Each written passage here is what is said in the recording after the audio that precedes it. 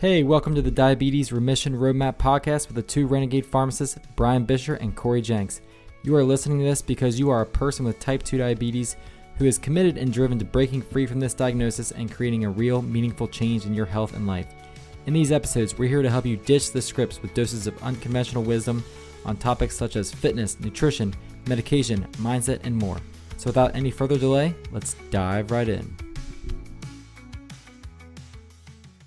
Going on, Cory. I see you're still sporting the Tucson Cactus team. Well, you have the broad answer correctly. For those listening, I am wearing my Tucson Saguaros hat. It is the semi-pro unaffiliated part of the Pecos League, and I will say they are the 2025 Pecos League champions, Brian. Your champion, Saguaros. That my son got to throw a first pitch out at one of their games this summer, Saguaros. So I will take that as an insult because it's more fun to than just saying, thanks for liking my hat. No, it's a cool hat. I think I'm a little envious of the success of your team because I don't know, we're on the brink of elimination here in Cincinnati for the playoffs. So we'll see. Once this episode goes out, we'll know if the Reds are in the playoffs or not. Yeah, as we recorded this in September, late September of 2025 for the timestamp. So, Yeah.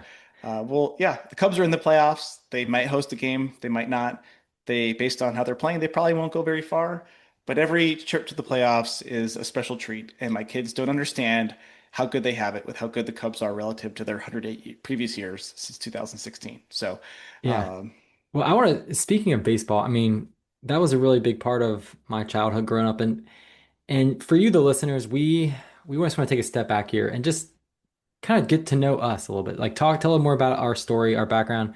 I know in the first episode, we really got a little bit on the surface level of what led us from just being traditional pharmacists to more down this path of reversing type 2 diabetes and being like holistic approach. But we just want to really share a little more of our backstory. I was inspired by another fellow pharmacist turned health coach, and that's what I am. I'm a pharmacist turned health coach, and really started when I was a kid, just pretty much being. I mean, my diet was just pretty much sugar. Cory, I'm not sure about you, but I ate a lot of sugar growing up, and it's for my mom. If she's listening, it's no fault to you. I know you did your best. It was heavily marketed to you in the grocery store, and people just did not know better. Like it was this low fat era where everything was pushed on you, like, hey, it's low fat. And we can get into this another time, but like that really wires you, like your brain. Even if you at that young age don't suffer from metabolic disease, like it's gonna wire your brain for just craving carbs. And I just remember like I this was something that carried over into my young adulthood, and then led to some health issues and things that I couldn't really figure out. Like first of all, just really painful acne, and just some gut discomfort. People would shy from being around me because and this is not something I like to really talk about, but sometimes the flatulence was a little much. And Stinky maybe toots, we got it, Brian. yeah, stinky farts scared people away, and then I, that really ended up with mood swings, and I was like, what is going on? I'm way too young to be dealing with just like carb cravings, like just like I was just craving carbs, craving sugar, and then mood swings. It was almost like I just would go from one end to the other, like just from happy and fine to just like I couldn't control. I just felt irritable. It was just like, did you ever get that feeling? Was it ever that bad for you, Cory? Did you ever just crave carbs and have irritability? I was certainly irritable. I don't know about you, Brian, but I had fatty liver disease as a kid. I was having some serious gut issues in third grade, and they had to do an ultrasound to see what was going on with my tum-tum. And they said, "Hey, you got some fat on your liver." And so I like to think that I was on the tip of the spear. I was on the vanguard of pediatric fatty liver disease, baby. I don't know if I had the strict sugar cravings like you did. I ate my fair share of sweets. We live in Tucson. You saw my cactus hat. So my thing was chips and salsa, chips and Okay. everything. Still carbs, still processed. I was a chunky kid, to use a politically probably incorrect term at this point. Although, gosh, I have some thoughts on. I would have, if I was a kid today, the same size as I was back then, I would fit right in and be honestly not that bad. But I was a fat kid. Okay, I played sports. I was happy. doing all that activity, but I was ate like garbage. And again, no fault of my parents, but you were marketed the snack wells, low fat, all of this stuff. And you throw sugar in to replace the fat, so it's tasty. And basically, by sixth grade, I was pretty chunky. Fortunately, this amazing hormone called testosterone hit me in before seventh grade because I had puberty, and that helped me shoot up a little bit. But I had acne, like you mentioned, and then in high school again, I sort of ballooned again, about 25 pounds heavier than I am right now at 38 years old. At 17, I was 195 pounds, so that was a lot of me to love. Yeah. And so, yeah, I Wow. have had my share of nutrition struggles, health struggles. We were two guys that played baseball in our youth, but we were certainly not born on third base health wise. So it has shaped us in who we are as far as why we approach a holistic way of treating these metabolic diabetes diseases. And probably part of the reason why we want to give back and serve others because we have been there and have gotten through the other side. Yeah. Absolutely, Corey. And that's crazy that they found fatty liver disease that young. I ate two desserts every night. I had a dessert and then I had a midnight snack. You know those big old like frozen pretzels from Costco? Yeah, yeah. I had to have one of those, and then I would have like they had these sweet croissants there too. I'd eat like two sweet croissants and a pretzel with mustard. It was like have some carbs with your carbs, and I Jeez, was that pretty definitely active. explains. Uh, you're like I'm surprised it wasn't more fatty liver disease, Yeah, Corey. wow. Well, you So turned it around, man. So yeah, kudos to you. yeah. I think this shows up, and people can probably relate to the carb cravings, for sure if they have type 2 diabetes. And it's again, no fault of your own. This stuff has just been marketed to us. It really started in when was the low carb era? I can't Low really carb date or it. low carb or low fat? Oh yeah, low fat. Sorry, low Low fat. fat era was basically from the 80s on. We got the food Yeah. pyramid. It said you had your pyramid of grains at the bottom, and so fat was at the top. So we ate less fat, ate more carbs, and it might not be as simple as that. There's nuance. There's the seed oil crowd, there's the carb crowd, there's the we're just eating more energy crowd, which is sort of a combination of the fats and carbs. But the point is, we went from being a nation where we did not have a ton of metabolic disease to where only 7% of grown-up adults do not have at least one sign of metabolic dysfunction. So Mhm. we are not a healthy nation, and I would say we're exporting that to the world. USA, baby. So, and Brian and I have been part of that healthcare system that supposedly spends a ton of money and is supposed to get great outcomes, but sort of just kicks the can down the road as far as managing these we call it managing chronic disease versus reversing it because we didn't have it before. Mhm. Now, for sure, it's reversible. We know that. And I kind of get back to how this got me into starting like the journey as a health coach because like you said, it was definitely a struggle for me. The mood swings, the cravings, the it just impacted how I interact with people that I care about.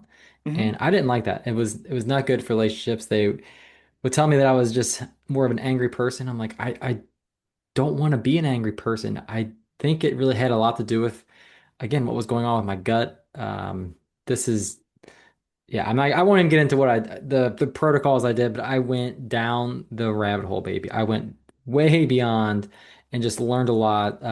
Failed a lot too. A lot of things I tried did not work for my health. To really turn me on, get me feeling. I feel the best that I've ever felt. But there were definitely some pitfalls and things I tried attempted. I've done my fair share of Whole 30s. I've done all the elimination diets to the point where I became afraid of food. I was afraid of anything unhealthy, and I don't want that for people either. I don't want people to be afraid of a cookie because that's where I was at. And so that's where I feel like it's got me to a good position to coach people along this journey of having a nice like balance of how do you actually be healthy in this food environment that we're in, navigate the healthcare system that maybe doesn't have your best interest in mind, and then just live a life where you're a good person and you can make an impact and make a difference and be kind to those around you. That's Yeah, I honestly would what say inspires farting up a me. room is not being kind to those around you, Brian. How are No, you supposed to have an impact if everyone is scattering when you are fair shooing enough. them out of the room? So, I mean, joking aside, I think your story highlights a huge issue in that. we're not getting a lot of answers. You weren't getting a lot of answers from your traditional allopathic Western healthcare system. It took you taking your health into your own hands, which can go good or bad if you don't have the right guide, the right information, the right people who've been there, done that, and actually have your best interest in mind. But I would argue, like for us as pharmacists, and we've practiced as clinical pharmacists, where we don't actually touch the pills. We are seeing patients for diabetes, for weight, for blood pressure in our clinics. We get prescriptive authority. We're deputized by what's called the scope of practice. It's actually a pretty cool pharmacy job that no one talks about because pharmacists can't communicate all the stuff that we can do. But the objective is for us to air quote manage these diseases. And Mhm. so you have a disease, a high blood pressure, a high sugar, we give you a medicine, your numbers get better, and the system says, hooray, we meet our metric, we meet our goal. And of course, like we don't want you walking around with uncontrolled sugars and blood pressures. So we got to limit the damage there. But then what's next? Do we take these medicines for life? Because before like 1990, we didn't have type 2 diabetes being as rampant it was. People did not need these medicines for life. So what has happened? And I think we just have a healthcare system, a food environment.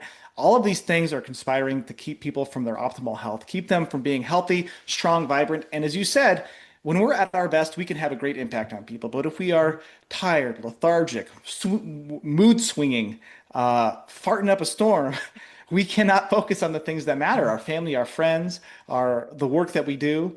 So that's really what I know drives me is Yeah. the moments in my clinic when I started learning enough to give people the option to reverse their type 2 diabetes. And the days that they would come off medicines and they were just ecstatic. And that meant no poking themselves every day, both with their insulin and their finger sticks for their sugar.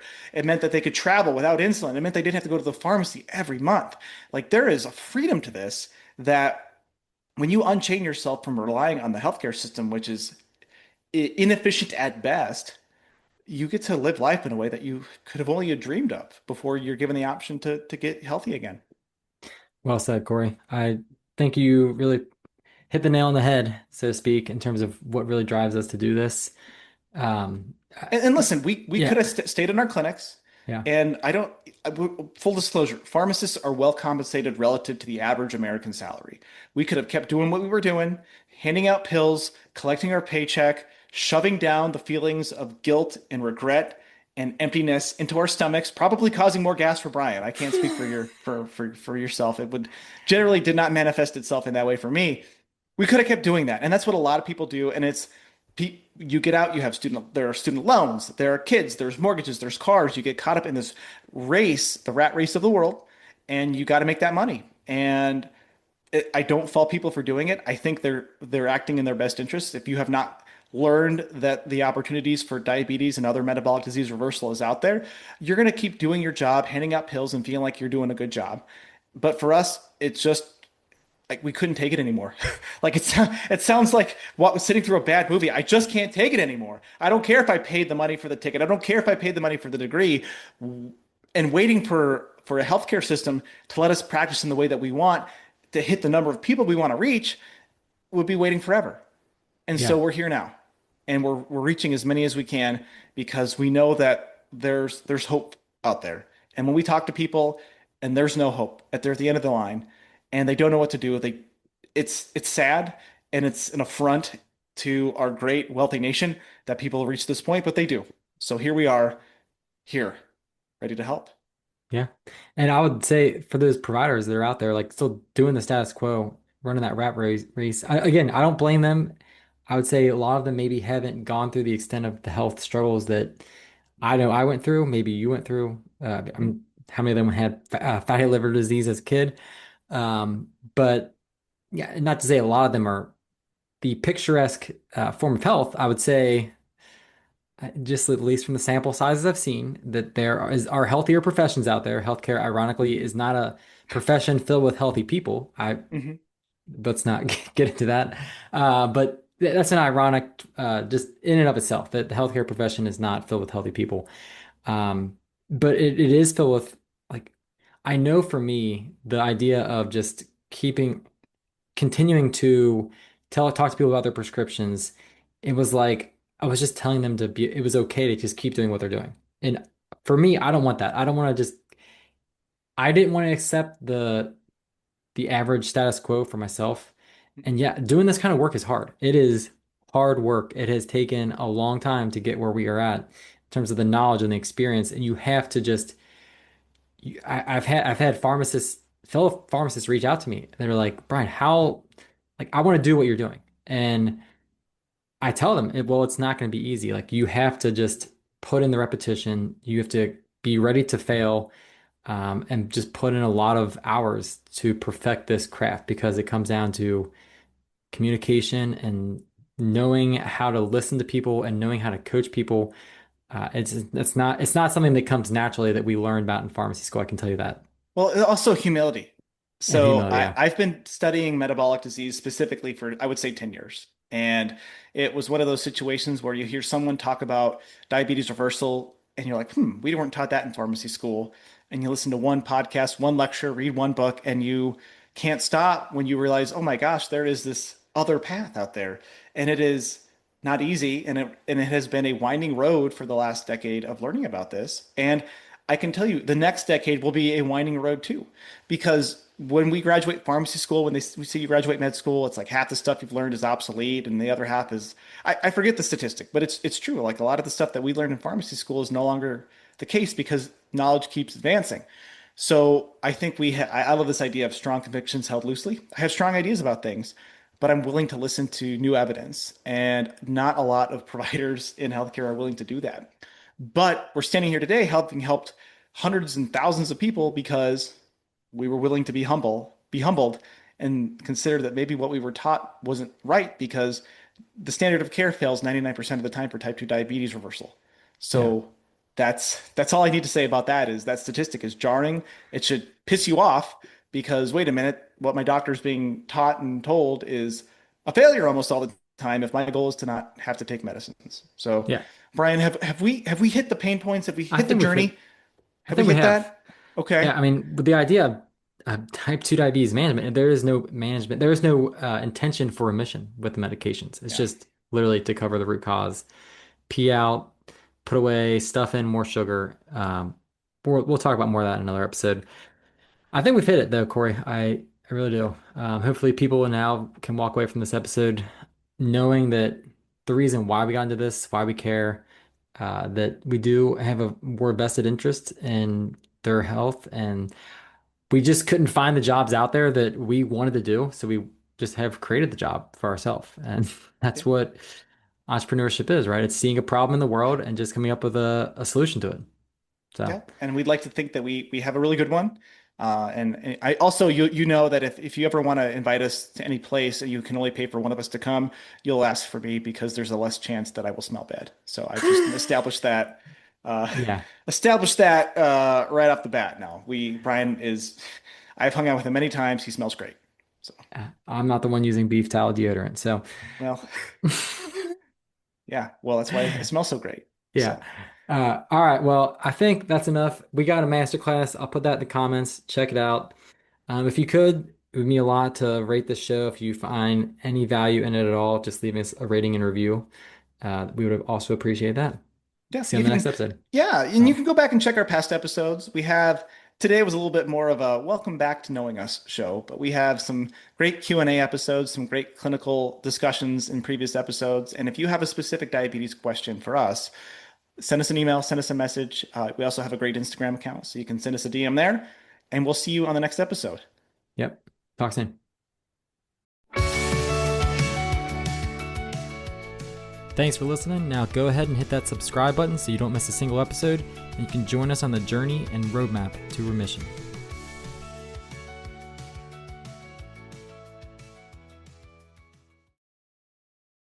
Thanks for listening to the Diabetes Remission Roadmap. The ideas discussed here are for general informational purposes only and do not constitute medical or nutritional advice. We are pharmacists, but we're not your personal healthcare providers. Always consult your own physician or qualified clinician before changing medications, exercise routines, or nutrition plans. Results vary, and what works for one person may not work for another.